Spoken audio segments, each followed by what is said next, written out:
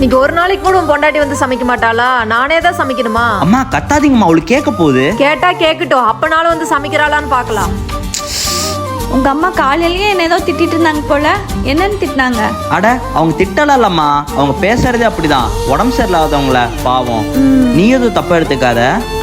சரிங்க. திட்டினதை இல்லைன்னு சொல்லியே சமாளிப்பாரு. நானும் பார்த்துட்டே தான் இருக்கேன். உங்க அம்மா எதுக்கு எடுத்தாலும் என்ன குறை சொல்லிட்டே இருக்காங்க. டேய் அம்மா தானே, கொஞ்சம் அட்ஜஸ்ட் பண்ணிக்கம்மா, அவங்களுக்கு வயசாயிட்டு இருக்குல்ல. என்னமோ சொல்லுங்க. என்ன சொன்னா அப்படி உன் பொண்டாட்டி? நீங்க சமைக்கிறதும் அவள் ஏதாச்சும் சொல்றதும் அவளுக்கு அவங்க அம்மா ஞாபகம் வருதுன்னு சொன்னாம்மா. நில்லுங்க. ஏன் அம்மா திட்டினா என்கிட்ட ஒரு மாதிரியும், நான் அம்மாவை திட்டினா அவங்ககிட்ட ஒரு மாதிரியும் சொல்றீங்க? எனக்கு உங்க 2 பேர்த்தையுமே பிடிக்குமா, அதனாலதான் உங்க 2 பேர்த்தையும் தனித்தனியா பாக்குறது இல்ல. என்னைக்கோ ஒரு நாள் 2 பேரும் சண்டை போட்டு ஒரே வீட்டுக்குள்ள பேசாம போயிருவீங்களோன்னு பயந்துட்டு தான் இப்படி பண்ணேன். உனக்கு பிடிச்ச சமையல் செஞ்சிருக்கிற, சாப்பிடலாவா? என்ன